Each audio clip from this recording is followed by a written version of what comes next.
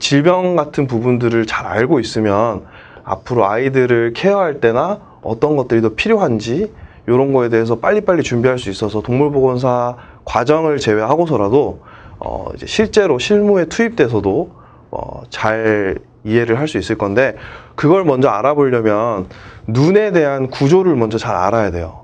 눈에 대한 구조를 잘 알지 못한 상태에서 질병을 알아봤자 어떤 특정한 왜 이 아이가 이렇게 아프고 왜 이 아이한테 이런 치료를 해야 되고 이런 것들을 잘 파악할 수 없기 때문에 나중에 해부학에서도 나오겠지만 해부학을 하기 전에 간단한 질병 하기 전에 질병에 필요한 정도의 수준의 것들은 조금 알고 있어야 되는 게 있어서 설명을 먼저 좀 준비한 자료를 보고 다시 요 질환 쪽으로 넘어오도록 하겠습니다. 네, 준비한 자료 보시면 제일 이게 눈을 가로로 잘랐을 때 단면을 나타내는 거고요. 여기가 이제 신경, 이 신경에서 대부분의 정보를 받아서 이렇게 이제 들어가는 부분이고, 여기서 처음에 이제 시각 정보가 들어옵니다. 들어오면 이쪽 수정체에서 이 정보를 캐치를 합니다. 캐치를 해서 망막 쪽으로 전이가 되면 신경이 그 신호를 읽어서 그 신호를 가지고 이제 눈의 어떤 시각적 정보를 이제 뇌로 전달을 해주는 역할을 해요. 그러면은 우리가 지금 이제 볼 때 아까 첫 페이지를 보면 각막 궤양이라는 게 있어요. 각막은 어디냐? 각막이 여기입니다. 이 부분에 눈을 가장 최전선에서 보호하고 있는 부분이고, 이 최전선에서 보호하고 있는 부분이 상처를 입거나 뭐 어떤 화학적 물질이나 물리적인 부분 때문에 상처를 입으면 그게 각막 궤양으로 번집니다.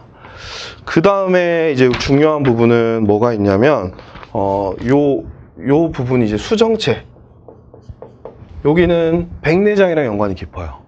백내장하고 연관이 굉장히 깊은 편이고, 어디에 그 섬유가 변성이 일어났을 때를, 여기가 섬유의 변성이 일어났을 때 백내장이라고 하는데, 오해하지 말아야 될 거는 핵경화라고, 이 렌즈가 당겼다가 그 다음에 다시 이렇게 뭉툭해졌다가 이게 반복되거든요.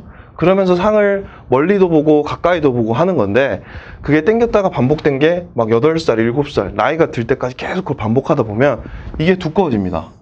근데 그거는 핵경화라고 해요. 뒤에서 조금 더 자세하게 얘기를 할게요.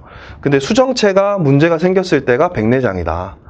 그 다음에 여기서는 이제 안방수라고 하는 게, 여기가 전완방이거든요. 전완방 부분이, 안방수가 여기서 생성이 돼서 이렇게 쭉 나와서 이렇게 나가야 돼요. 근데 이게 나가지를 제대로 못할 때, 뭐 선천적인 이유에서든 아니면 이쪽에 염증이 생겨서 막혔던 어떤 이유에서건 요게 나가지를 못해서 안방수가 너무 많이 여기 차올랐을 때, 차오르면 어떻게 될까요? 안구의 압력이 높아지기 시작합니다. 안구의 압력이 높아지면 그때는 녹내장이라고 하는 질병이 생긴 거예요. 그래서 이제 그런 것들을 이제 좀 이해하기 쉽게 지금 기억하셔야 될 거는 각막, 최전선에서 보호하고 있는 얇은 막이다. 거기 상처가 생기면 각막 궤양이다. 수정체, 요 부분에 섬유가 변성돼서 뭔가 시야를 방해하거나 어떤 여기 너무 심해져가지고 여기 주변 염증까지 생기게 한다. 백내장. 안방수가 제대로 빠져나가지 못해서 안압이 너무 높아졌다. 녹내장입니다. 그래서 눈의 질환은 그 부분이 핵심이고요.